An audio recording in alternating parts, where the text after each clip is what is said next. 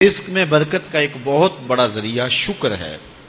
ارشاد فرمایا لَإِن شَكَرْتُمْ لَأَزِيدَنَّكُمْ، اگر تم شکر کرو گے وہ تمہیں اور زیادہ عطا کرے گا، اور اگر تم شکر نہیں کرو گے وَلَئِن كَفَرْتُمْ، کفران نعمت کرو گے إِنَّ عَذَابِي لَشَدِيدٌ، تو پھر میرا عذاب بڑا سخت ہے۔ رزق کے اضافے کا ایک اور بہت بڑا سبب انفاق فی سبیل اللہ ہے۔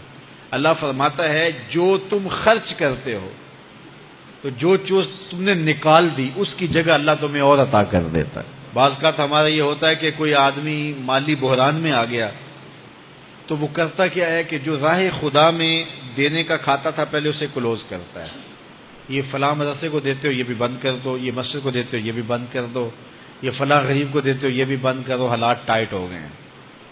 لیکن 5 گاڑیاں ہیں تو 2 گاڑیوں پہ گزارا کر لیا جائے، پیٹرول بچے، یہ نہیں ہو سکتا۔ گھر کے لچھن وہی ہیں، لیکن بند کہاں سے کیا؟ جہاں سے رزق آنا تھا۔ ہمیں تو یہ حکم دیا ہے جب رزق تنگ ہونے لگے صدقہ دے کے رب سے کاروبار کر لو، صدقے سے تمہارے رزق میں اضافہ ہوگا۔ یہ رب کا وعدہ ہے اور اللہ کے وعدے جھوٹے نہیں ہو سکتے۔ رزق کی برکت کا ایک اور بہت بڑا ذریعہ النکاح ہے۔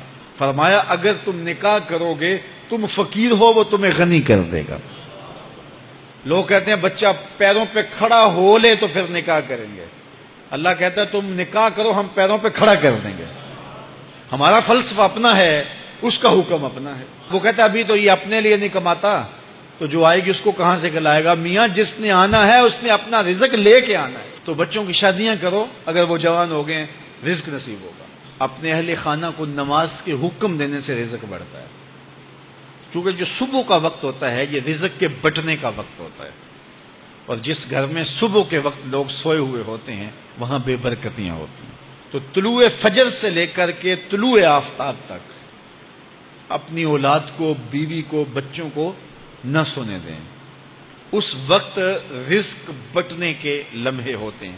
کثیر دعائیں مانگیں، تلاوت کلام مجید پڑھیں، اور نماز فجر مرد حضرات مسجدوں میں جا کے باجماعت ادا کریں، اور گھروں میں جو ہے وہ بیٹیاں بہنیں مصلے بچھا لیں تو اللہ کی رحمتوں کا نزول ہوگا۔ اب ایک حدیث میں رزق کے اضافے کا ایک اور نسخہ ارشاد کیا گیا۔ میرے حضور نے فرمایا جو شخص یہ چاہتا ہے کہ اس کے رزق میں برکتیں ہوں اور اس کی عمر میں اضافہ ہو تو وہ اپنے رشتہ داروں کے ساتھ سلوک اچھا کرے۔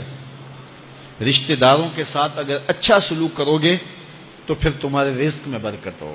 غریب ہیں تو ان کی مدد کرو، ان کی بیٹیوں کی شادیاں اپنے ذمے لے لو اگر اللہ نے آپ کو وسعت دی ہے، ان کی پریشانیاں بانٹ لو، ان کا قرضہ ہے تو اتارنے کی کوشش کرو، ان کو مشکلات سے نکالنے کی کوشش کرو۔ تم ان کو مشکلات سے نکالو گے اللہ تمہیں مشکلوں سے نکالے گا۔ تمہارے رزق میں بھی برکتیں ہوگی اور تمہارے مال میں بھی برکتیں ہوں گی۔ فرمایا بہتر صدقہ وہ ہے جو ناراض غریب رشتہ دار کو دیا جائے۔ اگر وہ پھنس گیا ہے، مجبور ہے، ناراض ہے، تو اس کو اگر دیں گے تمہارا نفس اس میں شامل نہیں ہوگا، تو یہ افضل صدقہ ہے جو ہر صورت میں قبول ہی قبول ہے۔ رزق کے اضافے کا ایک اور سبب الاحسان الی الضعفاء، جو کمزور لوگ ہیں ان کے ساتھ اس نے سلوک کرنا۔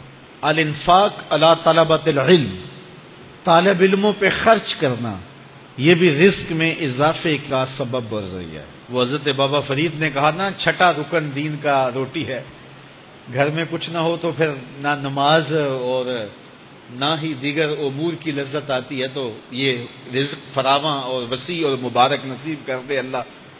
تو اس کے لیے ایک اور وظیفہ میں دیتا ہوں، اور وہ یہ کہ مغرب کے بعد 21 مرتبہ سورۃ الکوثر پڑھ لیں، کثرت ہو جائے گی انشاءاللہ۔ اول خدوشی پڑھ لیں، 5-7 منٹ لگتے ہوں گے، تو سورہ کوثر 21 مرتبہ روزانہ مغرب کی نماز کے بعد پڑھیں، اور اگر بہت زیادہ مسائل ہیں تو ہر نماز کے بعد پڑھ لیں، تو انشاءاللہ آپ دیکھیں گے کہ گھر میں برکتیں اترتی محسوس ہوں گی، انوار کا نزول ہوتے محسوس کریں گے۔ تو یہ وہ رزق کے اسباب ہیں، اگر ہم اختیار کر لیں تو ہم اللہ کی خاص رحمتوں کے حقدار ہوں گے۔ اللہ ہم سب کو رزق حلال، رزق وسیع، رزق سہل، رزق مبارک، رزق فراواں نصیب فرمائے۔